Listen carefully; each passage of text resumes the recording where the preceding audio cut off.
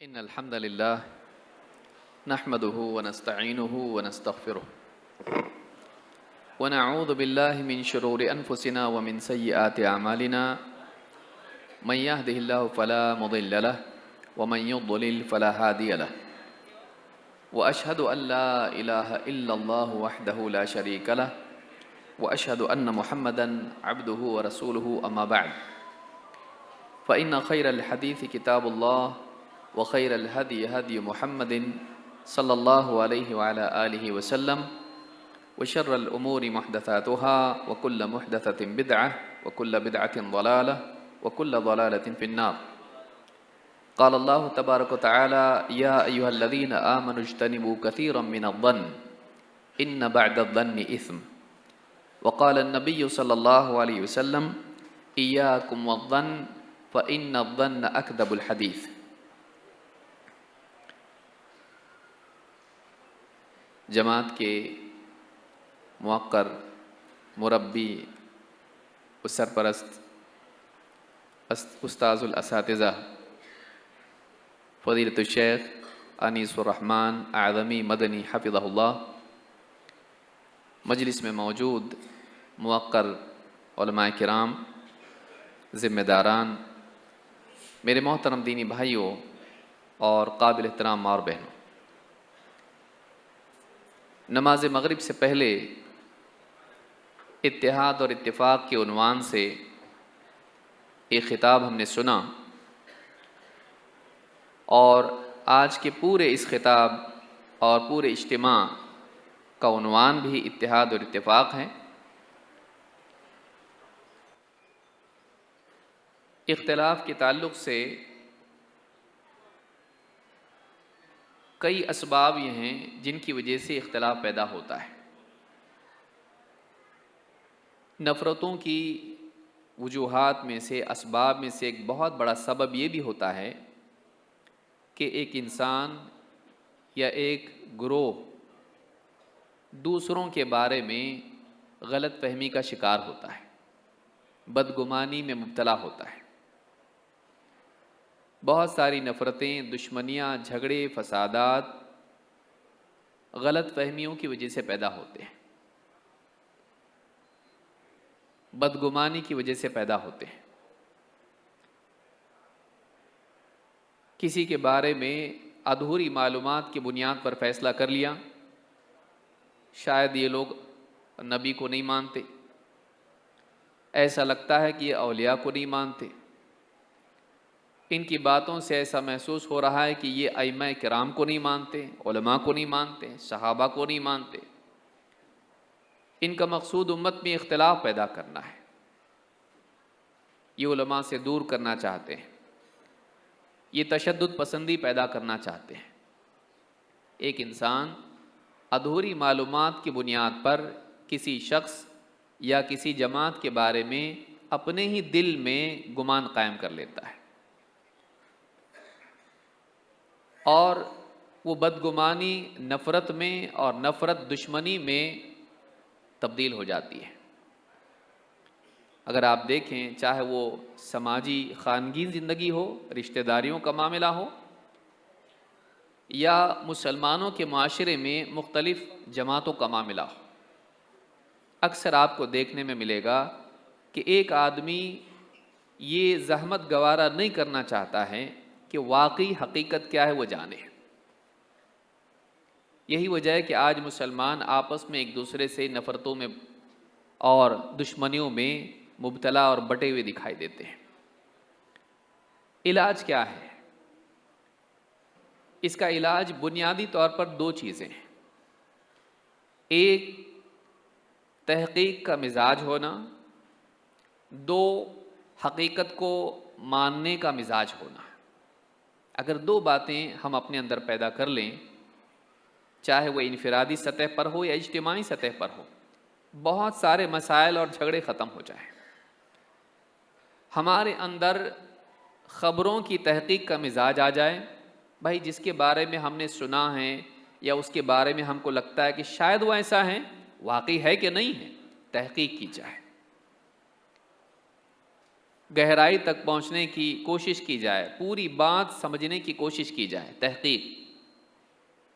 Number 2، جب صحیح بات سامنے آ جائے، نہیں وہ تو رسول کو مانتے ہیں، وہ تو صحابہ کو مانتے ہیں، وہ تو اولیاء کو مانتے ہیں، تو پرانی دشمنی کو بنیاد نہ بنایا جائے بلکہ نئی معلومات کو بنیاد بنایا جائے۔ بعض اوقات یہ ہوتا ہے کہ کسی کے بارے میں ہم بری رائے قائم کر لیتے ہیں، اب اس جگہ کو چھوڑنے کے لیے تیار نہیں ہوتے ہیں، چاہے نئی معلومات بتا رہی ہوں کہ وہ ایسا نہیں ہے۔ کیوں؟ اس لیے کہ اس کے بارے میں ہم اتنا بول چکے ہیں، اتنا اس کے بارے میں ہم اپنی رائے بنا چکے ہیں کہ اب اپنی جگہ سے ہم ہٹ نہیں سکتے ہیں۔ یہ ضد ہے۔ ایک مسلمان ایسا نہیں ہوتا ہے، ایک انصاف پسند آدمی ایسا نہیں ہوتا ہے۔ انصاف پسند آدمی وہ ہے، ایک سچا مسلمان وہ ہے کہ صحیح بات جب اس کے سامنے آ جائے مان لے، کیونکہ صحیح بات ماننے سے ایک انسان اللہ کے ہاں اونچا مقام پاتا ہے۔ صحیح بات سامنے آنے کے بعد اسے قبول کر لینا بہت ہمت کے کاموں میں سے ہے، یہ ہر آدمی نہیں کر سکتا ہے۔ یہ نفس کے جال میں الجھا ہوا آدمی نہیں کر سکتا ہے، یہ وہی آدمی کر سکتا ہے جو حق کو اپنے سے بڑا مانتا ہو۔ جو آدمی اپنے آپ کو حق سے بڑا مانتا ہے، حق سامنے آنے کے بعد بھی نہیں مانتا ہو۔ لیکن جو آدمی یہ مانتا ہے کہ نہیں، حق بڑا ہے، میں چھوٹا ہوں، ایسا آدمی جب سچائی اس کے سامنے آتی ہے اور اس کی اپنی پچھلی تحقیق غلط ثابت ہوتی ہے، وہ اپنے آپ کو رد کر کے اس حق کو مان لیتا ہے۔ یہ مزاج اگر مسلمانوں میں پیدا ہو جائے، بہت سارے جھگڑے اور فسادات ختم ہو جائیں، چاہے وہ خاندانی زندگی کے ہوں یا سماجی زندگی کے ہوں۔ لہٰذا قرآن کریم میں اللہ تعالیٰ نے فرمایا، یا ایھا الذین آمنوا اجتنبوا کثیرا من الظن، یا ایھا الذین آمنوا اجتنبوا کثیرا من الظن، اے ایمان والو بہت سے گمانوں سے بچو، ان بعد الظن اثم، اس لیے کہ بعض گمان گناہ ہوتے ہیں۔ کسی انسان کے بارے میں جو رسول کو مانتا ہو، رسول صلی اللہ علیہ وسلم کی تعظیم کرتا ہو، اور آپ اس کے بارے میں یہ کہنے لگیں یہ رسول کو نہیں مانتا، کتنی بڑی تہمت ہے۔ بغیر علم کے آپ نے کہہ دیا یہ گستاخ رسول ہیں، یہ اماموں کو نہیں مانتے، یہ اولیاء کے دشمن ہیں، جبکہ وہ اماموں کو مانتا ہے، اولیاء کو مانتا ہے، صحابہ کو مانتا ہے، اور سب سے بڑھ کے رسول صلی اللہ علیہ وسلم کو مانتا ہے۔ یوں ہی کہہ دیا کسی کے بارے میں گمان کی بنیاد پر، ادھوری معلومات کی بنیاد پر۔ اللہ نے فرمایا ان بعد الظن اثم، بعض گمان گناہ ہوتے ہیں، سارے گمان گناہ نہیں ہوتے۔ اچھا گمان بھی تو ہو سکتا ہے، نہیں، ایک مسلمان کیسے نہیں مانے گا رسول کو؟ ایک مسلمان کیسے رسول کی تعظیم نہیں کرے گا؟ یہ اچھا گمان ہے، وہ مسلمان ہے، ان کا نام اہل حدیث اپنے آپ کو کہتے ہیں۔ حدیث کس کی؟ رسول کی حدیث۔ جب وہ رسول کی حدیث سے اپنا نام رکھے ہیں تو رسول کو نہیں مانتے ہوں گے؟ ایسا کیسے ہو سکتا ہے؟ یہ اچھا گمان ہے، یہ انصاف کی بات ہے، یہ صبر والی اور علم اور تحقیق والی بات ہے، یہ صحیح طور پر سوچنے کا نتیجہ ہے۔ لیکن بعض لوگ کیا ہوتا ہے کہ دل کے اندر دل چاہتا ہی نہیں کہ ان کو ہم صحیح مانیں۔ بعض اوقات کچھ لوگ ان کے بارے میں اتنا برا بول چکے ہوتے ہیں کہ سننے والا ان کی محبت میں ان کی بات کی تحقیق بھی نہیں کرنا چاہتا، نہیں ہمارے فلاں مولوی صاحب بولے وہ غلط ہے۔ اب ان کی محبت اتنی دل میں ہے کہ پھر وہ تحقیق بھی نہیں کرنا چاہتا کہ یہ بولیں، ہو سکتا ہے ان کو بدگمانی ہو سکتا ہے ان کے پاس بھی غلط معلومات پہنچی ہو اور انہوں نے ان کے بارے میں بول دیا کہ اہل حدیث غلط ہے، اہل حدیث برے ہوتے ہیں، اللہ اور کس کے رسول کے اس کے دین کے دشمن ہیں، بول دیا جمعہ کے خطبے میں، یہ مان لیا۔ تحقیق ہونا چاہیے، ہے کہ نہیں دیکھنا۔ آپ کے بارے میں آپ پسند کریں گے کہ کوئی آدمی آپ پر تہمت لگا دے اور کوئی آدمی تحقیق نہ کرے اور آپ کے بارے میں وہ بات مان لی جائے؟ نہیں، آدمی چاہتا ہے کہ نہیں بھائی میری بات تو سنو، میری بھی بات سن لو۔ ہر آدمی چاہتا ہے کہ اس پر الزام کے بارے میں فیصلہ کرنے سے پہلے اس کا بھی موقف جانا جائے۔ یہ حق کیا اہل حدیث کے حاصل نہیں ہے؟ اگر یہ سب کے پاس حق ہے تو اہل حدیث کے پاس کیوں نہیں؟ لہٰذا آج کی اس جو مجلس میں ہم جو بات کریں گے، اور میں کوشش کروں گا کہ اختصار سے بات ہو، کیونکہ آپ صبح سے سن رہے ہیں اور یہ وقت عموماً زوال کا ہوتا ہے کہ سن سن کے آدمی کا ذہن جو ہے اتنا سارا ٹرک بھر کے علم گھر کو لے جانا ہے، تو اب جگہ اس میں بوریے میں باقی نہیں رہتی ہے۔ لیکن کوشش کروں گا کہ اختصار کے ساتھ کچھ باتیں آپ کے سامنے رکھوں۔ یہ دونوں کے لیے بات ہے، یہ ان لوگوں کے لیے بھی بات ہے جو اہل حدیث کو غلط سمجھتے ہیں۔ اگر ایسا کوئی بھائی ہمارا اس مجلس میں موجود ہو تو خاص طور سے اس کے لیے بات ہے کہ وہ جانے اہل حدیث واقعی کیا ہیں، اور ان کے بارے میں جو بولا جاتا ہے تو اہل حدیث کا بولنا کیا ہے۔ لیکن اسی کے ساتھ یہ بات ان لوگوں کے لیے بھی ہے جو اہل حدیث ہیں، تاکہ انہیں بھی معلوم ہو کہ اگر ہمارے بارے میں کوئی غلط فہمی کا شکار ہے تو اسے ہم کیسے سمجھائیں، ہمارا اپنا موقف کیا ہے، ہم کیا مانتے ہیں۔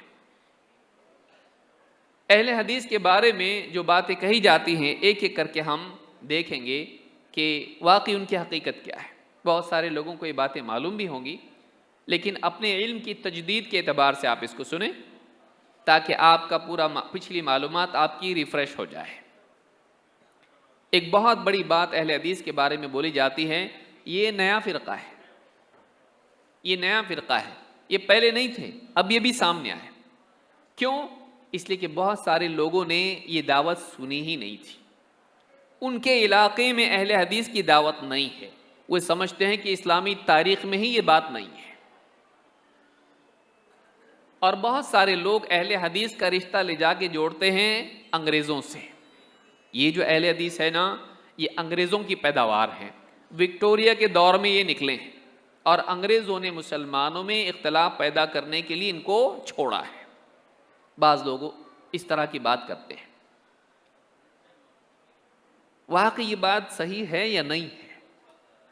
اس کے لیے ضروری ہے کہ ہم وکٹوریہ کے پہلے کی کتابوں میں دیکھیں کہ اہل حدیث نام آیا کہ نہیں آیا۔ ابن کثیر رحمۃ اللہ علیہ جو بہت پہلے کے ہیں، 7ویں 8ویں صدی کے ہیں، انہوں نے اپنی تفسیر میں، معروف تفسیر ہے تفسیر ابن کثیر، اس میں انہوں نے قرآن کریم کی ایک آیت یوم ندعو کل اناس بامامہم، قیامت کے دن لوگوں کو اپنے امام کے ساتھ بلایا جائے گا، پکار کے ان کو بلایا جائے گا۔ کہتے ہیں وقال بعد السلف هذا اکبر شرف لاصحاب الحدیث لان امامہم النبی صلی اللہ علیہ وسلم۔ تفسیر ابن کثیر سورہ بنی اسرائیل آیت نمبر 71 کی تفسیر میں یہ بات انہوں نے کہی ہے۔ تفسیر ابن کثیر کو کون نہیں جانتا ہے؟ عموماً لوگ اس کو، سارے طبقات مسلمانوں کے اپنے باہمی اختلافات کے باوجود اس کو مانتے ہیں کہ یہ معتبر تفسیر ہے۔ اس تفسیر میں آج سے 700 سال پہلے ابن کثیر رحمۃ اللہ علیہ لکھتے ہیں کہ قرآن کریم کی اس آیت کے بارے میں کہ ہر لوگوں کو ان کے امام کے ساتھ بلایا جائے گا، یہ بعض علماء نے کہا ہے کہ یہی معلوم ہے کہ ابن کثیر سے بھی پہلے کی بات بیان کی جا رہی ہے، اتنی پرانی بات ہے کہ یہ اہل حدیث کا، اصحاب الحدیث کا سب سے بڑا شرف ہے کہ انہیں ان کے امام کے ساتھ بلایا جائے گا، کیونکہ ان کا امام کون ہے؟ محمد صلی اللہ علیہ وسلم، لأن امامہم النبی، اس لیے کہ ان کا امام کون ہے؟ اللہ کے نبی صلی اللہ علیہ وسلم۔ تو ابن کثیر رحمۃ اللہ علیہ فرما رہے ہیں کہ اہل حدیث اللہ کے نبی صلی اللہ علیہ وسلم کو اپنا امام مانتے ہیں، لہذا قرآن کریم کی اس آیت کے مطابق کہ لوگوں کو ان کے امام کے ساتھ پکار کے بلایا جائے گا، وہ اپنے امام کے ساتھ ہوں گے۔ تو اہل حدیث اللہ کے نبی صلی اللہ علیہ وسلم کے ساتھ ہوں گے، کیوں؟ اس لیے کہ آپ صلی اللہ علیہ وسلم اہل حدیث کے امام ہیں، وہ آپ کو اپنا امام مانتے ہیں۔ دیکھیے انگریز تو تبھی تھے بھی نہیں، لیکن ابن کثیر نے اپنی تفسیر میں اس کو لکھا ہے۔ اس سے معلوم ہوتا ہے کہ یہ بات صحیح نہیں ہے۔ اور آگے بڑھیے، شیخ عبد القادر جیلانی رحمہ اللہ اپنی کتاب غنیۃ الطالبین میں جلد نمبر 1 صفحہ نمبر 166 پر فرماتے ہیں، کہتے ہیں وَاعْلَمْ أَنَّ لِأَهْلِ الْبِدْعِ عَلَامَاتٍ يُعْرَفُونَ بِهَا، اچھی طرح جان لو کہ اہل بدعت کی کچھ نشانیاں ہوتی ہیں جن سے انہیں پہچانا جا سکتا ہے۔ ایک آدمی بدعتی ہے، اس کی پہچان کیا ہے؟ یہ شیخ عبد القادر جیلانی رحمۃ اللہ علیہ بیان کر رہے ہیں. کہتے ہیں فعلامة اہل البدعة الوقیعة فی اہل الاثر. بدعتیوں کی علامت یہ ہے کہ وہ اہل اثر کہتے ہیں جو روایت آئی ہے، حدیث، صحابہ کے اقوال، ان کو اثر کہتے ہیں. تو اہل بدعت کی علامت یہ ہے کہ وہ اہل اثر کو برا کہتے ہیں، ان کے بارے میں بری بری باتیں کہتے ہیں. آگے بڑھ کے کہتے ہیں وَكُلُّ ذَلِكَ عَصَبِيَّةٌ وَغِيَاضٌ لِأَهْلِ السُّنَّةِ. اور ان بدعتیوں کا ایسا کرنا، برے برے القاب اہل حدیث کو دینا، یہ سب کا سب کیا ہے؟ عصبیت ہے، تعصب ہے، ضد ہے، ہٹ دھرمی ہے، اور اہل سنت پر ان کی بھڑاس ہے. اور آگے کہتے ہیں وَلَا اسم لَهُمْ إِلَّا اسم واحد. اور اہل سنت کا اور کوئی نام نہیں، ایک ہی نام ہے، وَهُوَ أَصْحَابُ الْحَدِيثِ. اور وہ کیا ہے؟ اصحاب الحدیث ہے. اہل سنت کا ایک ہی نام ہے اور وہ اصحاب الحدیث ہے. اہل الحدیث ہو یا اصحاب الحدیث ہو ایک ہی بات ہوئی، اہل جنت ہو یا اصحاب جنت ہو ایک ہی بات ہوئی. تو یہاں پر آپ دیکھیں گے کہ غنیۃ الطالبین میں شیخ عبد القادر جیلانی رحمہ اللہ فرما رہے ہیں جلد نمبر 1 صفحہ نمبر 166 پر کہ اہل سنت کا نام اصحاب الحدیث ہے، یہی نام ان کا ہے. اور ایک آدمی بدعتی ہے، اس کی علامت یہ ہے کہ وہ اصحاب الحدیث کو برا کہتا ہے، برے برے القاب سے ان کو نوازتا ہے.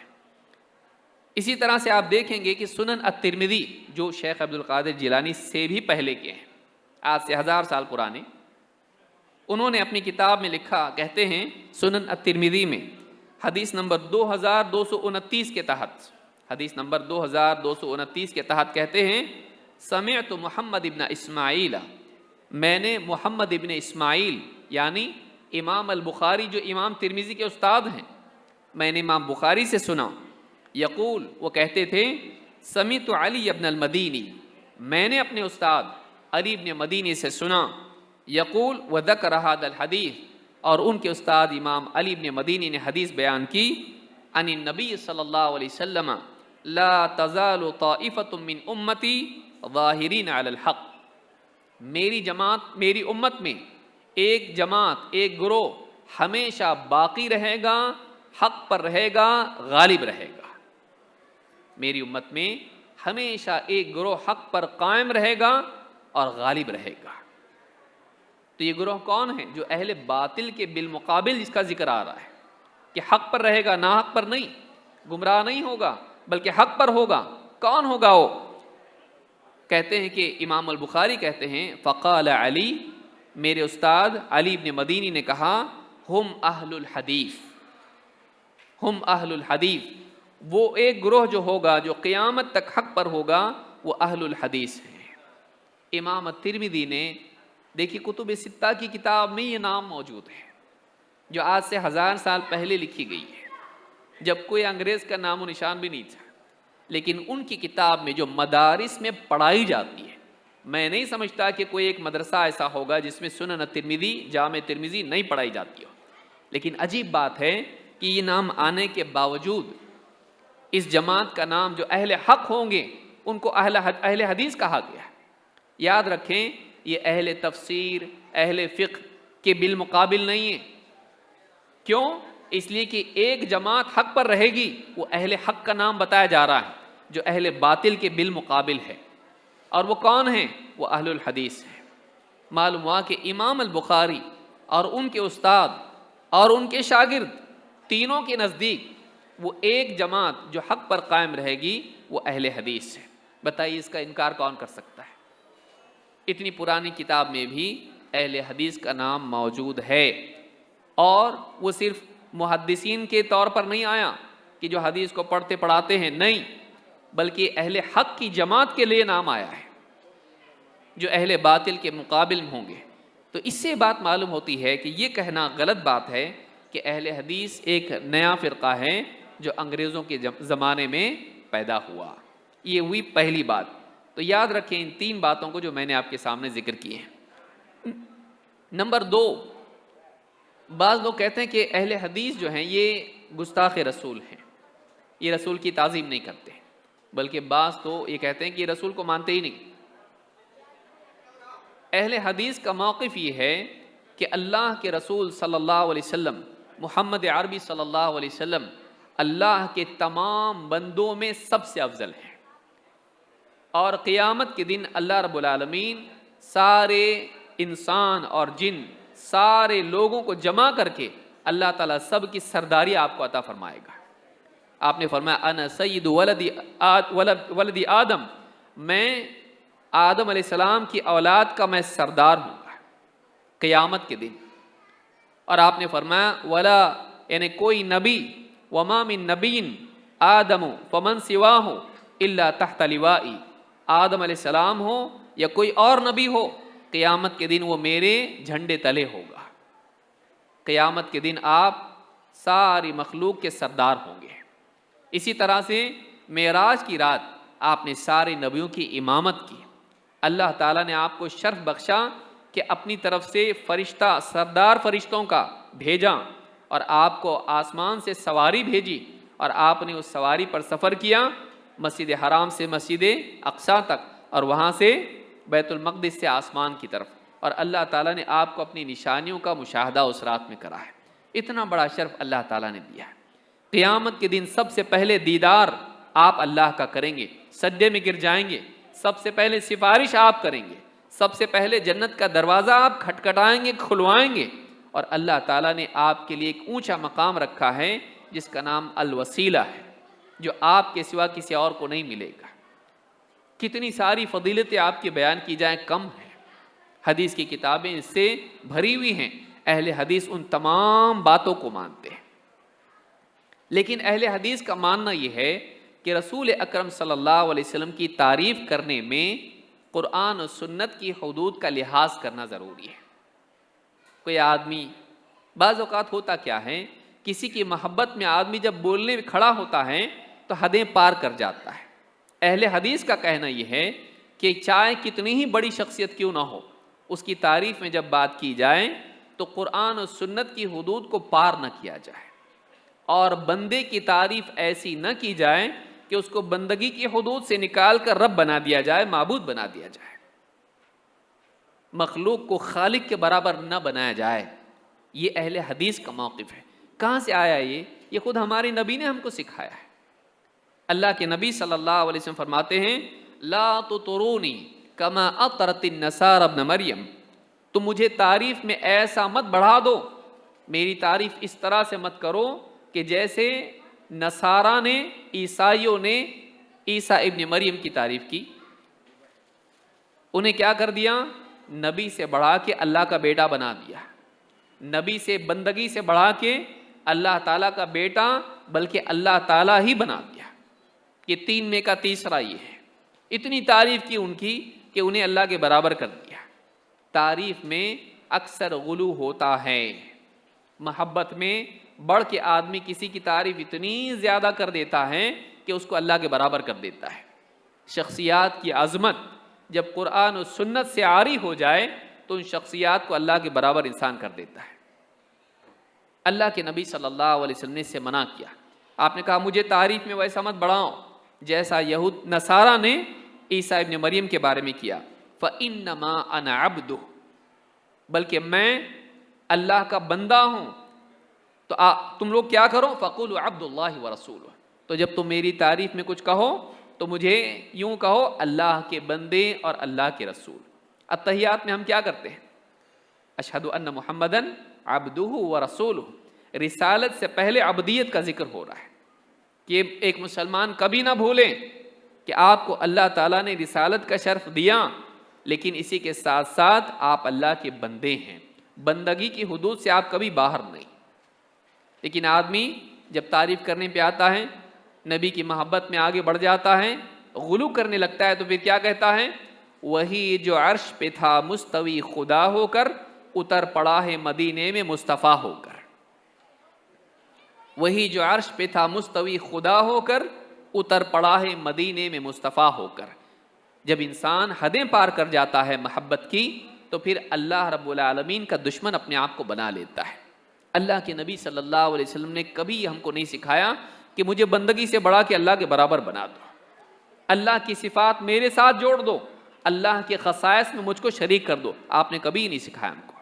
جو حدیث میں نے بیان کی اس کو امام البخاری نے اپنی صحیح میں روایت کیا ہے، حدیث نمبر 3445 پر، یہ بالکل صحیح حدیث ہے۔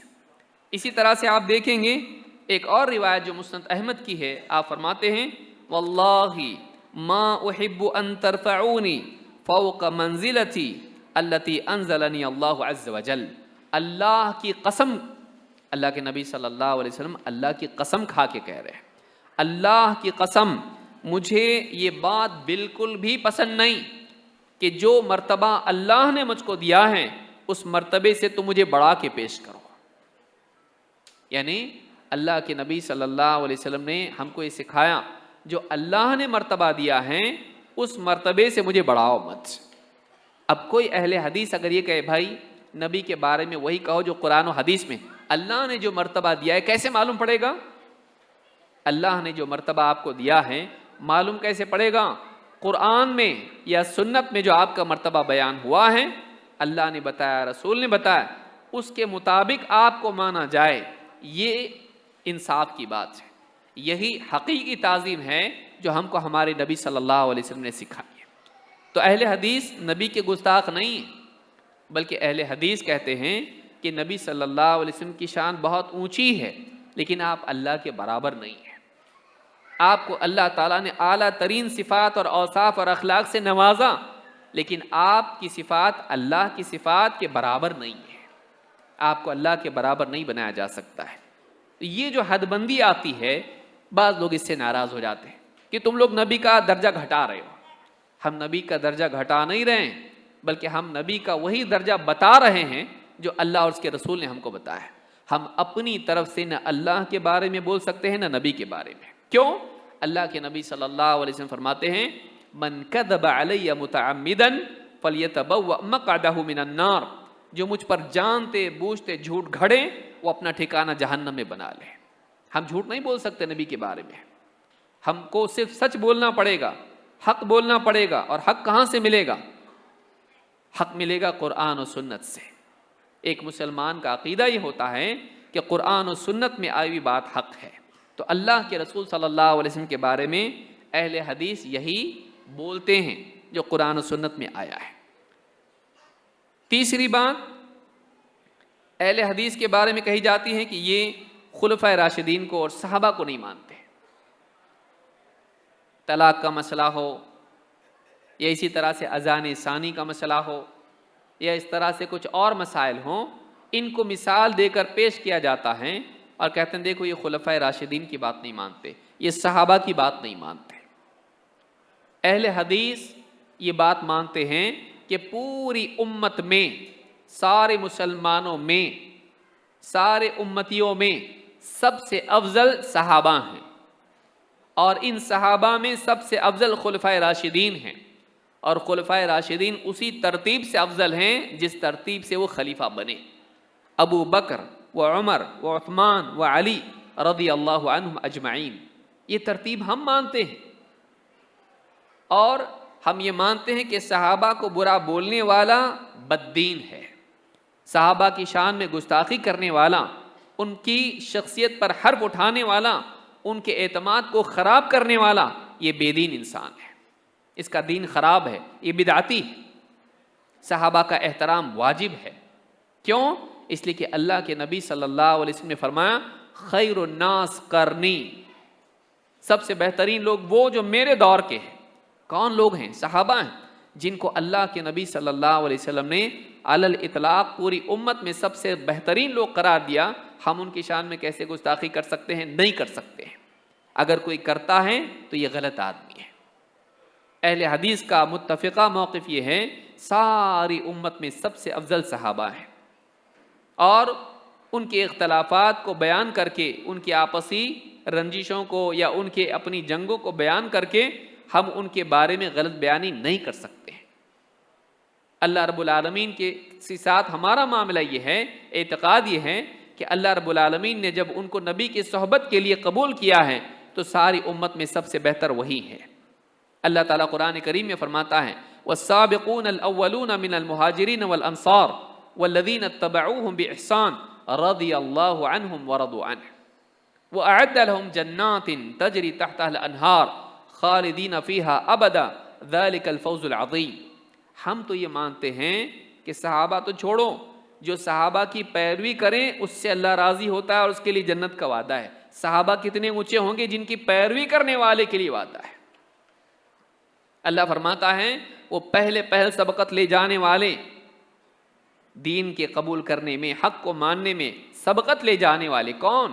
مہاجر و انصار، اور پھر وہ لوگ جنہوں نے بہترین طور پر ان کی پیروی کی، اللہ تعالیٰ ان سے راضی، وہ اللہ سے راضی ہے، اور اللہ تعالیٰ نے ان کے لیے ایسی جنتیں، ایسے باغات تیار کر رکھے ہیں جن کے نیچے نہریں بہتی ہیں، وہ ان باغات میں، ان جنتوں میں ہمیشہ رہیں گے، خالدین فیہا ابدا ذالک الفوز العظیم۔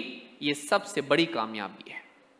ہمارا تو اعتقاد یہ ہے کہ ایک انسان کو کامیاب ہونے کے لیے یہ شرط ہے کہ وہ صحابہ کے راستے پر ہو، خصوصاً اختلافات کے دور میں، جبکہ امت مختلف فرقوں میں بٹ جائے گی۔ اللہ کے نبی صلی اللہ علیہ وسلم فرماتے ہیں تفترق امتی علی 73 ملہ، میری امت 73 فرقوں میں بٹ جائے گی، کلہم فی النار الا ملۃ واحدہ، سارے لوگ جہنم میں جائیں گے سوائے ایک گروہ کے، سوائے ایک طبقے کے مسلمانوں میں سے، سب جہنم میں جائیں گے سوائے ایک ملت کے، سوائے ایک گروہ کے۔ صحابہ نے پوچھا کون؟ قالوا ومن ہی یا رسول اللہ، صحابہ نے پوچھا اللہ کے رسول وہ ایک جو طبقہ ہوگا جو جنت میں جائے گا جہنم سے بچ کے، وہ کون ہوگا؟ آپ نے کیا فرمایا؟ ما انا علیہ واصحابی، وہ لوگ جو اس دین پر، اس منہج پر، اس راستے پر ہوں گے جس پر میں اور میرے صحابہ ہیں۔ امام الترمذی نے اس کو روایت کیا ہے۔ اس حدیث سے بات معلوم ہوتی ہے کہ اختلافات کے دور میں کسی بھی فرد یا کسی بھی جماعت کے حق ہونے کی علامات میں سے اور اس کا معیار یہ ہے کہ وہ نبی صلی اللہ علیہ وسلم اور صحابہ کے منہج پر ہو۔ جو آدمی صحابہ کے راستے کو چھوڑ کے عقیدہ بنائے، جو آدمی صحابہ کے راستے کو چھوڑ کر دین اپنائے، ایسا آدمی کبھی ہدایت پر نہیں ہو سکتا ہے۔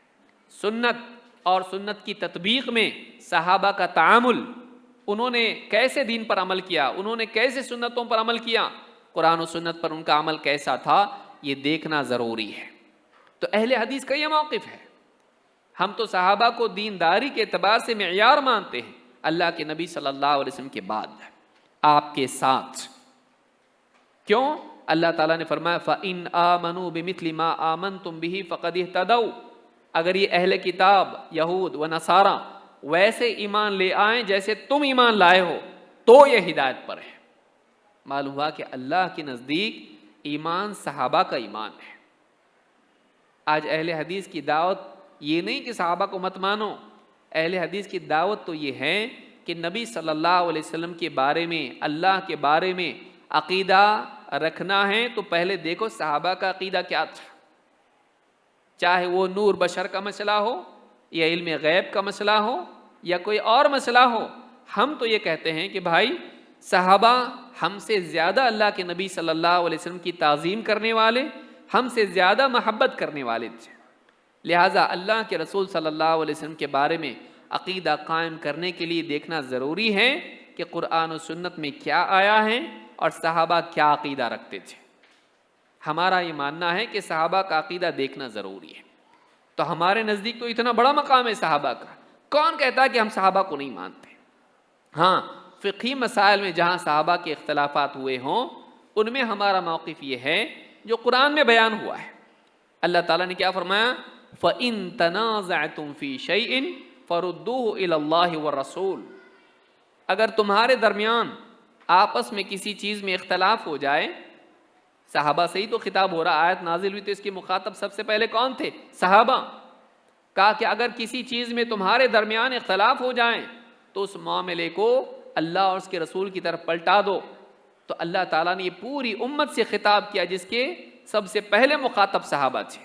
تو ہمارا بھی یہ کہنا ہے کہ صحابہ میں اگر کسی فقہی مسئلے میں اختلاف ہو جائے، کسی بھی مسئلے میں اختلاف ہو جائے، تو اس اختلاف کا فیصلہ اللہ اور اس کے رسول کے فرمان کی روشنی میں کیا جائے۔ پھر ہم یہ دیکھتے ہیں کہ پھر امتی کے قول پر نبی کے قول کو ترجیح دی جائے گی۔ کیوں؟ اس لیے کہ اللہ نے فرمایا لا تقدموا بین یدی اللہ ورسولہ واتقوا اللہ، اللہ اور اس کے رسول سے آگے مت بڑھو، نہ کسی اور کو بڑھاؤ، اللہ سے ڈرو۔ کسی اور کی بات کو اللہ کے رسول صلی اللہ علیہ وسلم کی بات پر بڑھایا نہیں جا سکتا ہے، ترجیح نہیں دی جا سکتی ہے۔ تو یہ اعتقاد اور یہ اصول ہمارا ہے، ہم صحابہ کو مانتے ہیں، بلکہ ہمارے نزدیک صحابہ کا مقام ہے اور ان کے منہج کی پیروی ضروری ہے۔ لیکن اختلاف کی صورت میں ہم کہتے ہیں کہ بھئی صحابہ سے بڑھ کے نبی صلی اللہ علیہ وسلم ہے، صحابہ کے لیے لازم تھا کہ نبی کی بات مانیں، لہٰذا ہمارے لیے ضروری ہے کہ اگر صحابہ میں اختلاف ہو جائے تو دیکھیں کہ کس صحابی کی بات نبی صلی اللہ علیہ وسلم کی بات کے مطابق ہے، نبی صلی اللہ علیہ وسلم کا فیصلہ کس صحابی کی تائید میں ہے، اس کو مانا جائے، لیکن دوسرے صحابی کی شان میں گستاخی نہیں کی جائے۔ یہ ہمارا موقف ہے۔ کیا غلط ہے؟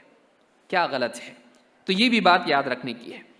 نمبر 4، اہل حدیث کے بارے میں بعض لوگ کہتے ہیں یہ لوگ ٹھیک ہے صحابہ کو مانتے ہوں گے، اولیاء کو نہیں مانتے۔ کیوں؟ یہ لوگ درگاہوں پہ نہیں جاتے، یہ لوگ درگاہوں پہ جا کے سجدے نہیں کرتے، یہ لوگ درگاہوں پہ جا کے کندوری نہیں کرتے، تو یہ اولیاء کو نہیں مانتے۔ کس نے کہا ہم اولیاء کو نہیں مانتے؟ اگر اولیاء کو علی الاطلاق کوئی آدمی نہ مانے تو ایسا آدمی قرآن کو ماننے والا نہیں ہے۔ جو آدمی اولیاء کے مقام ہی کا انکار کر دے، ایسا آدمی قرآن کا انکار کر رہا ہے۔ کیوں؟ قرآن میں اللہ تعالیٰ فرماتا ہے الا ان اولیاء اللہ لا خوف علیہم ولا هم یحزنون، خبردار اچھی طرح جان لو، الا ان اولیاء اللہ، اللہ کے اولیاء، ان اولیاء اللہ لا خوف علیہم، ان پر کوئی خوف نہیں، ولا هم یحزنون، اور نہ وہ غمگین ہوں گے۔ آخرت میں اللہ تعالیٰ ان کو خوف سے امن دے دے گا جبکہ دوسرے لوگ ڈر رہے ہوں گے۔ اللہ تعالیٰ ان کو غم سے نجات دے دے گا جبکہ دوسرے لوگ غم میں ہوں گے۔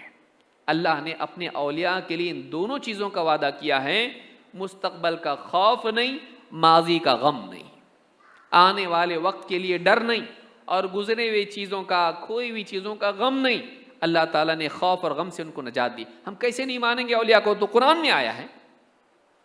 لیکن بہت سارے لوگ یہ آیت پڑھتے ہیں، اگلا حصہ نہیں پڑھتے۔ آگے کیا ہے؟ الذین آمنوا وکانوا یتقون۔ اولیاء کون؟ اولیاء کون؟ الذین آمنوا وکانوا یتقون۔ اللہ کے اولیاء وہ ہیں جو ایمان لائیں اور تقوی والی زندگی گزارتے رہے۔ ایسا انسان جس کا عقیدہ صحیح ہو، اور ایسا انسان جو کمال درجے میں ایمان والا ہو، اور ایسا انسان جو اپنی زندگی میں تقوی کا اہتمام کرتا ہو، یعنی اللہ کے احکام پر عمل کرتا ہو، حرام چیزوں سے بچتا ہو، ایسے کو ہم ولی مانتے اللہ کا۔ ایسے کو ولی نہیں مانتے ہیں جو چرس گانجا پیے، گالیاں دے، عورتوں کے ساتھ برائیاں کریں، ایسے کو ولی نہیں مانتے۔ ایسے کو تو امت میں نہیں سمجھتا کوئی ولی مانتا ہوگا۔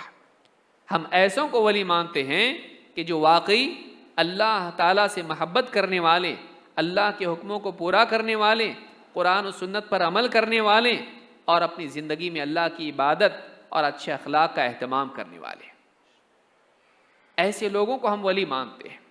اور کسی بھی ولی کی شان میں گستاخی کو ہم برا مانتے ہیں۔ اللہ کے نبی صلی اللہ علیہ وسلم ایک حدیث میں، جو حدیث قدسی ہے، اللہ کا فرمان بیان کرتے ہیں من عادى لی ولیا فقد آذنته بالحرب۔ امام البخاری نے اس کو روایت کیا ہے۔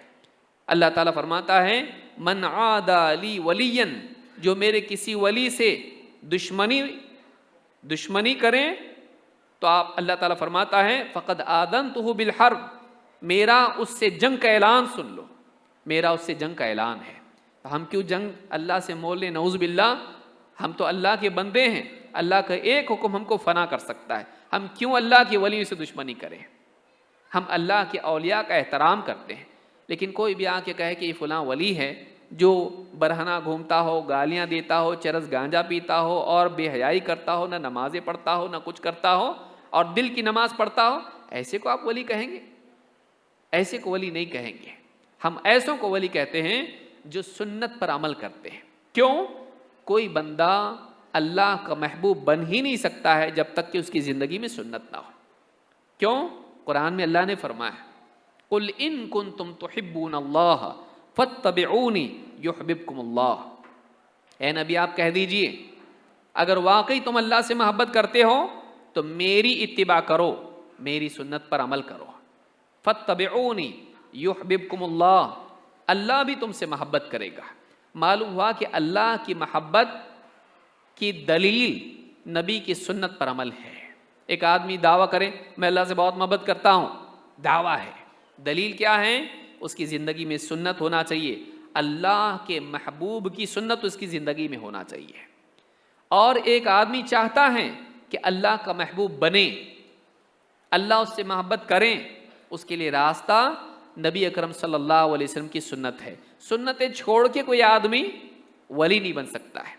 سنتیں چھوڑ کے نہیں بن سکتا ہے تو فرائض چھوڑ کے کیسے بن سکتا ہے؟ نبی کا راستہ چھوڑ کے کیسے اللہ کا ولی بن سکتا ہے؟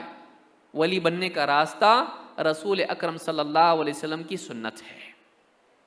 تو ہمارا یہ ماننا ہے. اب اگر کوئی آدمی کہے نہیں بھائی اس کو بھی ولی مانو، اس کو بھی مانو، اس کو بھی مانو، کیسے مانے؟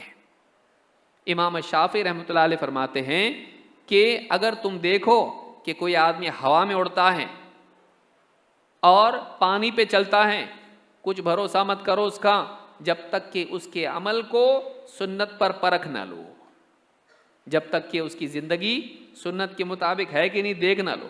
اگر سنت کے مطابق ہے تو ٹھیک، ورنہ عجائبات سے کوئی آدمی اللہ کا ولی بنتا نہیں. یہ ہمارا اعتقاد ہے. اب امام شافعی کو آپ کیا کہیں گے؟ غلط بول رہے ہیں، اولیاء کے دشمن ہیں؟ نہیں، وہ بتا رہے ہیں ولی سنت سے ہٹ کے نہیں بن سکتا ہے. اللہ کیسے محبت کرے گا ایک آدمی سے جبکہ وہ سنت کا دشمن ہو، سنتوں کو چھوڑتا ہو، سنت کی ناقدری کرتا ہو؟ نہیں. لہٰذا اللہ کے اولیاء کو ہم مانتے ہیں، لیکن اللہ کے ولی کون ہیں یہ بھی جاننا ضروری ہے. دوسری بات، ہم اللہ کے ولیوں کو مانتے ہیں لیکن اللہ کے برابر نہیں کرتے. کسی سے محبت کرنے کا یہ مطلب نہیں ہے کہ اسے ہم بڑھا کے اللہ کے برابر کر دیں. ہم اولیاء کی قبروں کو سجدہ نہیں بناتے. کیوں؟ اس لیے کہ ہمارے نبی نے دعا اللہ سے کی تھی. کیا کی تھی؟ اللہ کے نبی صلی اللہ علیہ وسلم نے ان لوگوں کے لیے بد دعا کی جنہوں نے نبیوں کی قبروں کو سجدہ بنا لیا. لعنت اللہ علی الیہود والنصارى اتخذوا قبور انبیائہم مساجد. اللہ کی لعنت ہو یہود پر، نصارہ پر. کیوں؟ انہوں نے اپنے نبیوں کی قبروں کو سجدہ بنا لیا. نبیوں کی قبروں پر سجدے کرتے تھے، سجدوں کے لیے ان کو قبلہ بناتے تھے. تو قبروں پر سجدے کرنا، اس پر اللہ کے نبی صلی اللہ علیہ وسلم نے اپنی زندگی کے آخری ایام میں لعنت کی ہے. آخری ایام میں لعنت کی ہے. ہم وہ کام کیوں کریں بھائی جس پر اللہ کے نبی صلی اللہ علیہ وسلم کی لعنت ہو؟ اللہ کے نبی صلی اللہ علیہ وسلم نے فرمایا الا وان من كان قبلكم كانوا يتخذون قبور انبیائهم وصالحیہم مساجد. خبردار، تم سے پہلے جو لوگ گزرے ہیں ان کا حال یہ تھا کہ اپنے نبیوں کی اور اپنے صالحین کی قبروں کو مساجد بنا لیا کرتے تھے، ان پر سجدے کرتے تھے. الا فلا تتخذوا القبور مساجد. خبردار، قبروں کو سجدہ گاہ نہیں بنانا، قبروں پہ سجدے نہیں کرنا. انی انہاکم عن ذلک، میں تمہیں اس سے صاف منع کر رہا ہوں. اللہ کے نبی صلی اللہ علیہ وسلم نے اس سے ہم کو منع کیا ہے. اولیاء کی تعظیم ہو لیکن اللہ کی طرح نہیں، ان کو اللہ کے برابر نہیں بنا سکتے. قرآن کریم میں ہم کو ہر رکعت میں سورہ فاتحہ پڑھنے کا حکم دیا اللہ کے نبی صلی اللہ علیہ وسلم نے. لا صلاۃ الا بفاتحۃ الکتاب، بغیر سورہ فاتحہ کی نماز نہیں. سورہ فاتحہ میں کیا ہے؟ ایاک نعبد و ایاک نستعین. اے اللہ ہم تیری ہی عبادت کرتے ہیں اور تجھی سے مدد طلب کرتے ہیں. ہم کو یہ سکھایا گیا اللہ کے سوا کسی کی عبادت نہیں اور اللہ کے سوا کسی سے استعانت نہیں. اللہ تعالیٰ ہی سے مدد مانگی جائے گی.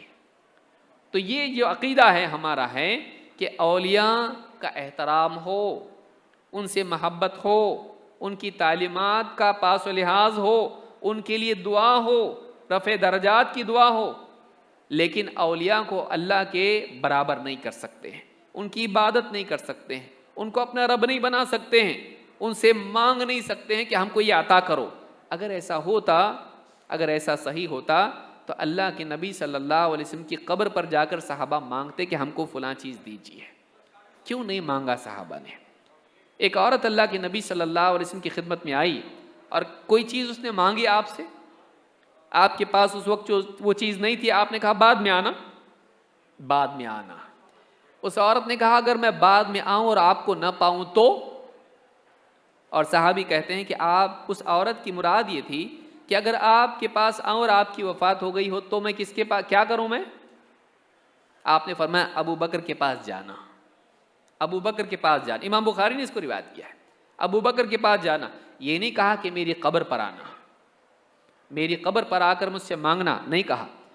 آپ صلی اللہ علیہ وسلم بہت سخی تھے اور آپ خود دیتے تھے، لیکن آپ نے اپنی وفات کے بعد کس کے پاس جانے کے لیے کہا؟ ابو بکر صدیق رضی اللہ تعالیٰ کے پاس، اپنے پاس قبر پر نہیں بلایا۔ یہ طریقہ نبی صلی اللہ علیہ وسلم کا نہیں تھا، نہ یہ صحابہ کا تھا، نہ یہ صحابہ کا تھا۔ لہٰذا ہمارا بھی یہ ماننا ہے کہ اولیاء سے محبت، ان کا احترام اور ان کی عظمت کو تسلیم کیا جائے، ان کی شان میں گستاخی نہ کی جائے، ان کو عام لوگوں کی طرح نہ مانا جائے، ویسا کہ ان کے ساتھ ویسا سلوک کیا جائے جیسے عام لوگوں کے ساتھ کرتے۔ نہیں، ہمارے ہاں تو ایک عمر دراز کا بھی احترام زیادہ ہے، بچوں پر رحمت اور بڑوں کے ساتھ اکرام کا سلوک ہمارے ہاں پر ہے۔ تو جو اللہ کے ولی ہوں، بزرگ بھی ہوں اور دینی اعتبار سے اور تقویٰ کے اعتبار سے بھی اونچے ہوں، ان کا کتنا احترام ہوگا؟ ہم ان کا احترام کرتے ہیں۔ ایسا آدمی برا آدمی ہے جو اولیاء کی شان میں گستاخی کرتا ہے۔ تو اہل حدیث کا یہ موقف ہے، تو یہ بات غلط ہے کہ ہم اولیاء کو نہیں مانتے۔ نمبر 5، بعض لوگ کہتے ہیں کہ اہل حدیث ائمہ اربعہ کو نہیں مانتے، ان کی شان میں گستاخی کرتے ہیں۔ ائمہ اربعہ کون؟ 4 امام، امام ابو حنیفہ، امام مالک، امام شافعی اور امام احمد ابن حنبل رحمہم اللہ۔ یہ 4 امام گزرے ہیں۔ بعض لوگ کہتے ہیں کہ یہ لوگ ان 4 اماموں کو نہیں مانتے۔ ہمارا کہنا یہ ہے کہ ہم 4 اماموں کو مانتے ہیں اور 4 اماموں کی بات بھی مانتے ہیں۔ ہم 4 اماموں کو مانتے ہیں اور ان کی تعلیمات کو بھی مانتے ہیں۔ اسی لیے آپ دیکھیں گے کہ اہل حدیث علماء کی کتابوں میں آپ کو ان اماموں کا تذکرہ ملے گا۔ امام شافعی کا کہنا، امام ابو حنیفہ رحمۃ اللہ علیہ کا کہنا، امام فلاں کا کہنا، اور ان کے علاوہ بھی ائمہ ہیں، سفیان الثوری، حسن بصری، عطا اور نہ جانے کتنے ائمہ گزرے ہیں۔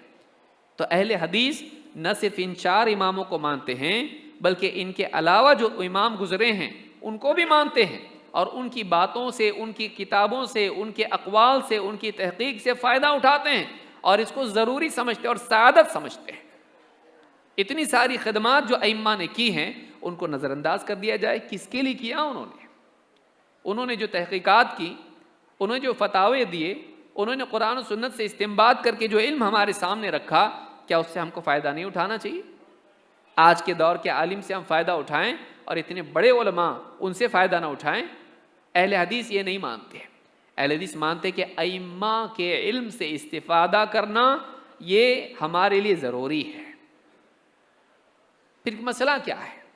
مسئلہ یہ کہ اہل حدیث کہتے ہیں کہ امام کی بات کو اللہ اور اس کے رسول کی بات پر ترجیح نہیں دی جائے گی۔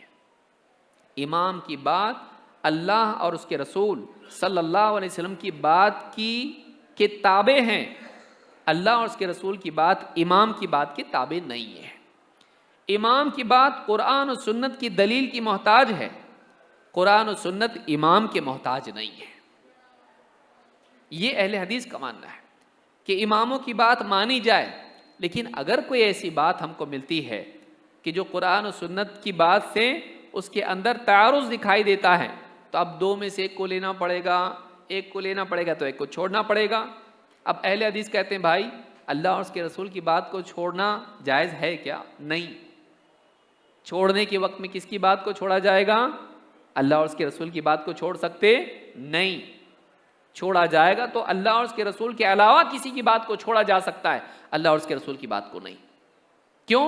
اللہ نے فرمایا لا تقدموا بین یدی اللہ ورسولہ، اللہ اور اس کے رسول سے کے مقابلے میں کسی کی بات کو بڑھاؤ مت، نہ تم اپنی بات کو بڑھاؤ نہ کسی اور کی بات کو۔ تو ہم یہ کہتے ہیں کہ ائمہ کے، علماء کے، اماموں کے فتاوی کو مانا جائے، لیکن اگر کوئی ایسی بات ہے کہ جو قرآن و سنت کے مطابق نہ ہو، اس بات کو چھوڑا جائے، امام کے احترام میں کوئی کمی آنا نہیں چاہیے۔ سوال یہ پیدا ہوتا ہے کہ کیا ایسا ہو سکتا ہے کہ امام کی بات میں خطا بھی ہو؟ بلا شبہ اللہ کے نبی صلی اللہ علیہ وسلم فرماتے ہیں اذا حکم الحاکم فاجتہد ثم اصاب فلہ اجران، جب ایک فیصلہ کرنے والا حاکم، قاضی، امام جب فیصلہ کرتا ہے، اگر اس کا فیصلہ صحیح نکل آئے تو اس کو 2 ثواب ملیں گے، 2 اجر ملیں گے۔ وَإِذَا حَكَمَ فَاجْتَهَدَ ثُمَّ أَخْطَأَ فَلَهُ أَجْرٌ، اور اگر وہ فیصلہ کریں، اجتہاد کر کے فیصلہ کریں اور خطا کر جائے، اس کے فیصلے میں غلطی ہو جائے، اس کو 1 اجر ملے گا۔ اس حدیث سے بات، یہ بخاری کی حدیث ہے اور مسلم میں بھی ہے۔ صحیح بخاری حدیث نمبر 7352 اور صحیح مسلم حدیث نمبر 1716۔ اس حدیث سے معلوم ہوتا ہے کہ ایک مجتہد، اس کا فیصلہ صحیح بھی ہو سکتا ہے اور خطا بھی ہو سکتا ہے، لیکن یہ بات بھی یاد رکھی جائے کہ اگر اس کے فیصلے میں خطا ہو جائے، وہ گناہ گار نہیں ہوتا، وہ بے دین نہیں ہو جاتا، بلکہ اس پر بھی اس کو ثواب ملتا ہے۔ کیوں؟ اس لیے کہ اس نے اجتہاد کی مشقت برداشت کی۔ اور 2 اجر کیوں ملے؟ اجتہاد کی مشقت کا اجر اور صحیح فیصلے تک پہنچنے کا اجر۔ اور 1 اجر کیوں ملا؟ اجتہاد کی مشقت کا اجر، لیکن چونکہ فیصلہ صحیح نہیں نکلا اس لیے وہ اجر اس کو نہیں ملا۔ تو ہم یہ مانتے ہیں کہ جتنے ائمہ اسلام گزرے ہیں، صرف 4 امام نہیں، ان کے علاوہ بھی اگر ان کا کوئی اجتہاد خطا بھی ہوتا ہے تب بھی وہ ثواب کے مستحق ہیں، تب بھی وہ اجر و ثواب کے مستحق ہیں، اور اس کی بنیاد پر ان کی شان میں گستاخی نہیں کی جا سکتی ہے۔ اگر کوئی اماموں کی شان میں گستاخی کرتا ہے، غلطی کر رہا ہے، اہل حدیث علماء کا یہ موقف نہیں ہے۔ تو یہ بات یاد رکھنے کی ہے۔ اس تعلق سے آپ دیکھیں گے کہ خود اماموں کا یہ کہنا ہے۔ امام مالک رحمۃ اللہ علیہ جو بڑے امام ہیں اور مدینہ کے امام ہیں، وہ کہتے تھے ہر ایک کی کوئی بات لینے کی ہوتی ہے اور کوئی بات چھوڑنے کی ہوتی ہے، سوائے اس قبر والے کے، اور اللہ کے نبی صلی اللہ علیہ وسلم کی قبر کی طرف اشارہ کرتے تھے۔ ہر ایک کی کوئی بات لینے کی ہوتی، چاہے کوئی بھی شخصیت ہو، بڑی سے بڑی شخصیت ہو، اس کی کوئی بات ایسی ہوتی کہ لی جائے، اور کوئی بات ایسی بھی ہوتی کہ اس کو چھوڑا جائے، سوائے اس قبر والے کے، یعنی محمد الرسول اللہ صلی اللہ علیہ وسلم۔ آپ کی ہر بات لینی پڑے گی، کوئی بات چھوڑ نہیں سکتے ہیں۔ کیوں؟ اللہ تعالیٰ نے فرمایا وَمَا آتَاكُمُ الرَّسُولُ فَخُذُوهُ، جو کچھ رسول تم کو دیں اسے لو۔ تو اللہ کے نبی صلی اللہ علیہ وسلم نے جو کچھ دیا سب لینا پڑے گا، کچھ چھوڑ نہیں سکتے ہیں۔ وَمَا كَانَ لِمُؤْمِنٍ وَلَا مُؤْمِنَةٍ إِذَا قَضَى اللَّهُ وَرَسُولُهُ أَمْرًا أَن يَكُونَ لَهُمُ الْخِيَرَةُ مِنْ أَمْرِهِمْ، کسی مومن مرد کے لیے یا کسی مومنہ عورت کے لیے ہرگز بھی اس بات کی گنجائش نہیں ہے کہ اللہ اور اس کا رسول کسی معاملے میں فیصلہ دے دیں تو اس فیصلے کے آنے کے بعد بھی انہیں چننے کا اختیار باقی رہے، مانوں کہ نہیں مانوں، یہ مانتا یہ نہیں مانتا، نہیں، اختیار ختم، بات آ گئی، ماننا پڑے گا۔ اور اگر اماموں کے بارے میں یہ معاملہ ہوتا تو ان کے شاگرد بھی ان کی ساری باتیں لیتے، لیکن آپ دیکھیں گے کہ امام ابو حنیفہ رحمۃ اللہ علیہ، ان کے شاگرد امام ابو یوسف اور امام محمد، دونوں پر اللہ کی رحمت ہو، دونوں نے امام ابو حنیفہ رحمۃ اللہ علیہ سے کئی مسائل میں اختلاف کیا۔ اگر یہ لازم ہوتا کہ وہ ہر بات مانے تو اپنے استاد سے وہ اختلاف نہیں کرتے، اور امام ابو حنیفہ نے کبھی ان کو برا نہیں کہا، کبھی انہیں یہ نہیں کہا کہ تم گمراہ ہو گئے۔ کیوں؟ اس لیے کہ علمی اختلاف ہمیشہ سے اہل علم کے درمیان رہا ہے، لہٰذا کوئی آدمی اگر امام ابو حنیفہ کی شان میں گستاخی کرتا ہے یہ گمراہ ہے، لیکن کوئی آدمی یہ کہے کہ ان کی ہر بات امتی پر لینا لازم ہے، اس کی کوئی دلیل نہیں ہے۔ خود امام ابو حنیفہ رحمۃ اللہ علیہ فرماتے ہیں حرام علی من لم یعرف دلیلی ان یفتی بکلامی، جو آدمی میری دلیل نہیں جانتا اس کے لیے حرام ہے کہ میرے قول پر فیصلہ دے. جو آدمی میری دلیل نہیں جانتا اس کے لیے حرام ہے کہ میرے قول پر فیصلہ دے، فتویٰ دے. اتنی صاف بات ہے. بلکہ یہ بھی کہا کہ اذا صح الحدیث فہو مذہبی، جب کوئی حدیث صحیح ثابت ہو جائے تو بس میرا مذہب وہی مان لو، میرا مذہب وہی ہے. ایسے کئی اقوال ائمہ کے ہیں. بلکہ امام شافعی رحمۃ اللہ علیہ کا قول ہے کہ اگر میری بات اللہ کے رسول صلی اللہ علیہ وسلم کی بات سے ٹکرائیں تو میری بات کو دیوار پر دے مارو. ہم دیوار پہ مارتے تو نہیں ہیں، ہم یہ کہتے ہیں کہ احترام کے ساتھ، ادب کے ساتھ ان کی بات کے مقابلے میں اللہ اور اس کے رسول کی بات کو ترجیح دی جائے. یہ گناہ ہے؟ یہ گناہ نہیں ہے، بلکہ یہ دین ہے. علی ابن ابی طالب رضی اللہ تعالیٰ عنہ امام بھی تھے علمی اعتبار سے، اور مسلمانوں کے خلیفہ بھی تھے سیاسی اعتبار سے. لیکن آپ دیکھیے ان کے زمانے میں کچھ لوگ مرتد ہوئے. حضرت علی رضی اللہ تعالیٰ نے فیصلہ دیا ان کو جلا دو. ان کو جلایا گیا. سنن ترمذی میں روایت موجود ہے، ان کو جلایا گیا. عبداللہ ابن عباس رضی اللہ تعالیٰ عنہ جو ان سے مرتبے میں کم ہیں، عمر میں بھی کم ہیں، ان تک یہ جب خبر پہنچی کہ حضرت علی نے فیصلہ دیا، کہا کہ اگر میں ہوتا تو انہیں جلاتا نہیں، ان مرتد لوگوں کو جلاتا نہیں. کیوں؟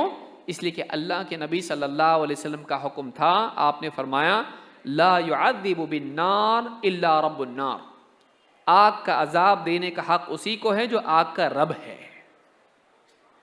آگ کا عذاب دینے کا حق کس کو ہے؟ جہنم میں کون سا عذاب ہے؟ آگ کا عذاب ہے. آگ کا عذاب دینے کا حق اسی کو ہے جو آگ کا رب ہے. اور کہا کہ میں ہوتا تو میں انہیں قتل کرنے کا حکم دیتا. کیوں؟ اس لیے کہ اللہ کے نبی صلی اللہ علیہ وسلم کا فرمان ہے من بدل دینہ فاقتلوہ، جو اپنا دین بدل دے، مرتد ہو جائے، اسے قتل کرو. جب یہ بات حضرت علی رضی اللہ عنہ تک پہنچی تو انہوں نے کیا کہا؟ انہوں نے کہا مجھ سے بڑے ہو گئے تم، میں خلیفہ اور تم میرے خلاف جا رہے ہو؟ ایسا نہیں کہا. بلکہ علی ابن ابی طالب رضی اللہ عنہ نے کہا صدق ابن عباس، ابن عباس نے جو بات کہی بالکل سچ کہی، انہوں نے صحیح کہا. یہ سلف کا طریقہ تھا، یہ صحابہ کا طریقہ تھا، یہ علماء کا طریقہ رہا ہے، یہ اماموں کا طریقہ رہا ہے کہ وہ اپنی بات پر اللہ کے نبی صلی اللہ علیہ وسلم کی بات کو ترجیح دیتے تھے. اور علماء اور ائمہ اور خلفاء کے بعد جو ان سے کم مرتبے والے تھے ان کا بھی یہ طریقہ تھا. ابن عباس کا بھی یہ طریقہ تھا کہ انہوں نے کہا کہ میں ہوتا تو ایسا نہیں کرتا. تو کیا یہ حضرت علی کی شان میں گستاخی تھی؟ کہ خلیفہ سے بغاوت تھی؟ کیا یہ امام کے خلاف بات تھی؟ نہیں، بلکہ معلوم یہ ہوا کہ صحابہ کا یہی طریقہ تھا. لہٰذا یہ اہل حدیث کا اصول اور یہ اہل حدیث کا طریقہ ہے.